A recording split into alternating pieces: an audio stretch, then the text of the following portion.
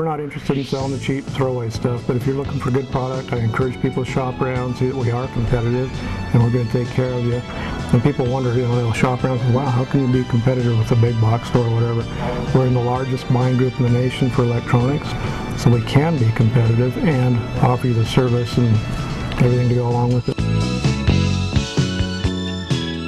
Give you the best price we can, the best products, and take care of you in service. Hey, we're going to see Jason Stott in Addicted right now. Terry Thanen kicking gas just a minute ago was about 3 feet short of the mark that you set. His front end was bouncing all over the place. And that really hurts the pull. When your front end's not digging, you're losing traction. What happened is he put bigger tires on this year. He modified his truck for the bigger size, and he didn't change the gear ratio, which it's a work in progress. He's working on it, but it looks to me like he needs to put a little more shock absorber on the front to keep that front end planted. It may be just a little bit of weight shift or something, but if he gets it figured out, that's going to be a force to be reckoned with, because you can see how much power that truck has. I would bet he's probably pushing 19 to 2,000 horse out of that. I don't know if he's ever dynoed it, but if you do the engineering on how much power fuel makes, it's probably right there. It's one of the baddest, meanest trucks in the country. At this point, he is one of the meanest trucks in the country.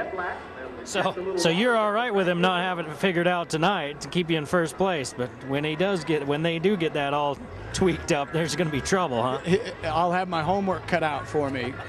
No, I'm not happy that he's not working perfect, because if I beat somebody, especially in his hometown, I want to do it when he's running his very best. So if I win by default, it doesn't feel as good. You know what I mean? It's competition. I mean, I'm glad that I'm ahead, but you watch these trucks, I'm not going to be in first for long, I don't think, because these trucks are high dollar machines. There's more money in these trucks, like I said, than most people have in their homes. This is Jason Stott driving Addicted. He's got the green light. Now he's smoking it up. I think he's got the flag as well. He's just quietly getting it there, huh? The green flag's in front of the red flag. He's just waiting to pull it out. Now, last night he had a problem because he put a brand new Sigma pump on there, and he had only started it the second time right here when he was ready to make his run. The only thing he did when he was in his shop in Rock Springs, Wyoming, was start it to see that there were no leaks. So he gets down here with a brand new pump, and he didn't have time to adjust the fuel delivery, and he had too much fuel, which made it so that the turbos wouldn't spool up. He couldn't get enough air, and then when you got that fuel ratio too rich, they won't rev up. So he sat there for a long time, and they gave him plenty of time to try to get it to go, and he just couldn't quite. He'd get it up to 3,000 RPM, and then it would just swamp with fuel, just way too much. So hopefully, after driving clear from Rock Springs, hopefully he'll have a successful run tonight.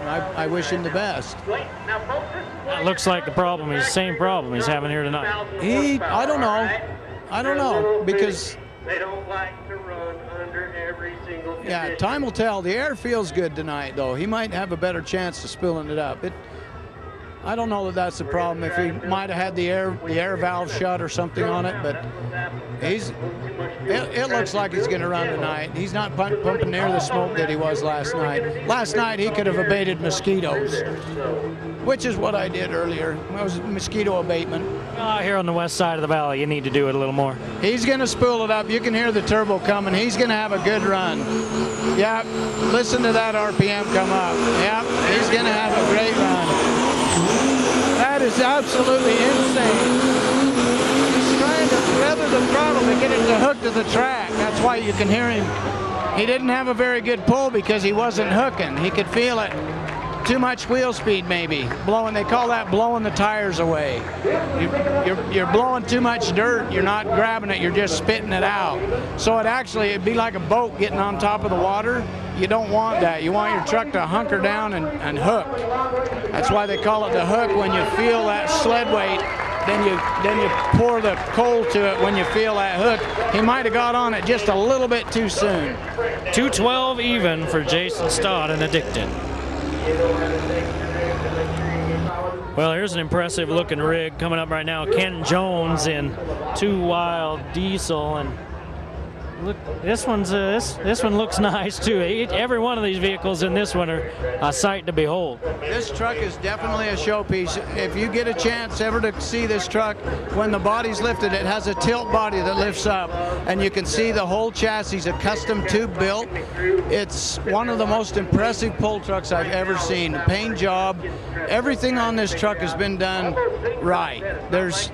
He's got every advantage built into the truck. He went back into the Midwest, he looked at trucks, and he took all the best ideas and built this truck. And you'll notice when he's spooling the turbos up, the smoke is really white. White is unburned fuel. And then when they get those turbos boosted up and they get heat built into the engine, the smoke, when they really pour the fuel to it, will turn black. That's burn, that's carbon, that's burned fuel. It's using the fuel, but it's black. That means you're getting a lot of fuel and a lot of air. The reason it's white is the turbos aren't spooled up, and you can actually hear those big turbos. It takes them a while because they're so big. These turbos that they have are off big rigs. They're big turbos, and they actually run two. One compounds into the other. So one compressor actually feeds the other, and they're able to get more boost. These trucks run as high as 120, 130 pounds of boost. That's PSI, pounds of air pressure, and that takes a lot to get that much turbo spooled up. But that's the reason that the smoke changes color. Once they get that air mixture and they get the RPM of those turbos up, you'll hear it when he hits that throttle. It's just as impressive as it gets. Hear that? Listen to that turbo wind up. That is one impressive truck. This guy is hard. Oh, something happened to him. That's a lot of money right there. Now see, these guys with this little 5.9, they're pushing the envelope as hard as it can be pushed. He probably lost a boot. He probably lost a boot or something, hopefully, that can be fixed easily. These engines are so close to breakage when they're running down the track every time they run. That's the nature of the game. You're pushing it right to the limits. That's what I don't know if you saw that movie called The Fastest Indian. That's what it's about. You take an engineered piece and make it do stuff that it wasn't engineered to do, and it's an addiction. It gets you. You know, Jason Stott has it right on his truck. Ken Jones, 231 and 3, was at 23 miles an hour top speed before something blew there. So 296.5 by Joel Carlson sitting next to me, still the mark to beat.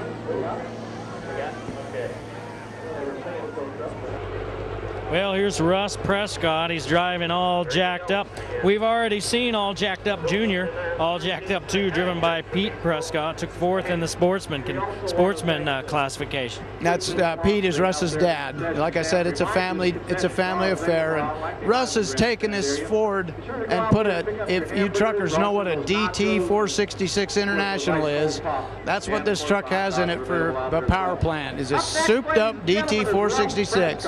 It's one of the most durable, long-lasting truck engines ever made, and Russ has been able to figure it out with a little help from the LaDon Peterson and the guys that run the smoker tractors, and it runs well, and it's reliable as the day is long. He doesn't ever have mechanical problems. He has, you know, turbo boot, little this and that, but this year he's got it together. It's running really, really good. All right, Russ Prescott in All Jacked Up. He's all hooked up. He's ready to go. Yeah, this truck's an impressive. It's like a 79 Ford. It's a good-looking truck. It's got a nice paint job. It's even got lights on it. But you don't need them, but hey, it's kind of neat to look at. But this truck winds up. It's going to be hard to beat. This is a nice truck. It looks like he's got good wheel speed. I'm nervous. He might not. I don't think he's done it, but look at the trenches that he's digging. Look at how much dirt that's a tractor right there. He's digging like a tractor. He's digging to China. 271 and 8 for Russ Prescott. So Joel Carlson still sitting in first place and guaranteed now nothing worse than second, right? One more puller to go, and Ed Boyles is another competitor. He's another one of those guys that's got a high dollar 5.9 Cummins. Well, it's time to get you some. Ed Boyles bringing his truck onto the track, and let's see what he can do. He's the only thing standing in the way of you in a first place finish tonight, Joel. That doesn't mean that I don't hope that he does well. I hope that he does well, because I hope that he does 296.4 is what you hope. Not so. I mean, that'd be great, but if he's running good, he's hard to beat as well. But time will tell in the track conditions, and when this truck runs, he's just like these other Cummins. You'll see this thing revving some RPMs that are unheard of. I can't believe that they can get 6,000 RPMs out of a Cummins, but they do, and they stay together. They're that's 360 cubic inches. That's relatively small for a diesel engine, but they put so much fuel and air into them. It's impressive that they can get that kind of power out of them without just grenading the engine. I'm surprised they don't blow up more than they do. You see the carnage. I mean, stuff does happen when you're pushing the envelope the way these guys do, but Ed drove clear down from Pineview. He comes to every pull. He's a staunch member of our club, and he's a good guy. He helps out. He helps other people when they have problems. He's a welder by trade. He's a rig welder. So he built his own truck. He welded the whole thing, put it together, and it's pretty impressive to look at. He's got to beat 296.5. If you hear a Yahoo at the end of this pull, you'll know that he didn't quite get there, because Joel Carlson will be getting the W, but I don't want to jinx you, so I'll shut up about it as he wraps up and gets ready to go. Knock on wood.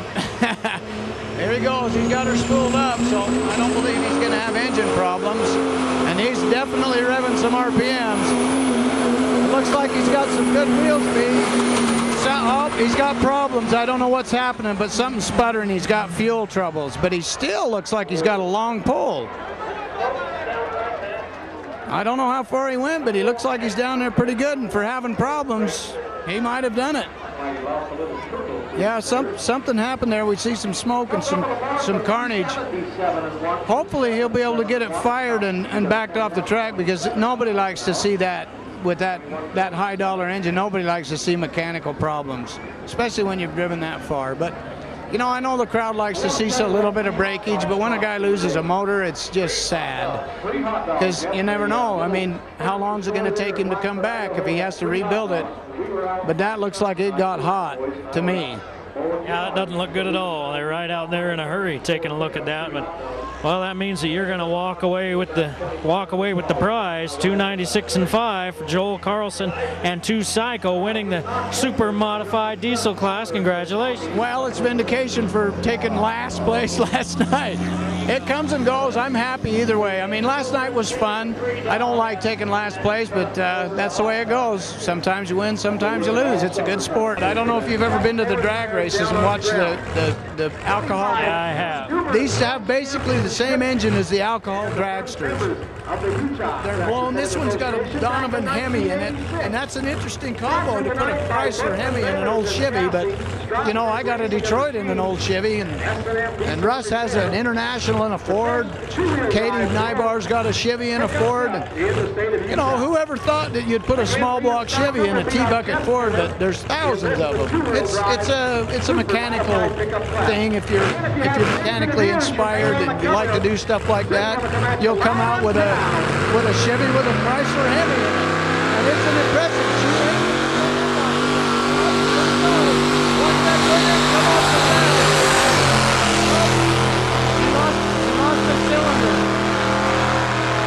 She lost a cylinder. You heard it lose power. She lost a cylinder. She might have dropped a valve or lost a fuel line. These are injected. They have a fuel line on each cylinder, and if one of them plugs up or gets clogged or something malfunctions, they'll lose one cylinder. One cylinder on these. Listen, one cylinder on this engine is more than your car. One cylinder. She lost a cylinder. I lost an eardrum. That was Leah Stauffer in Plum Crazy.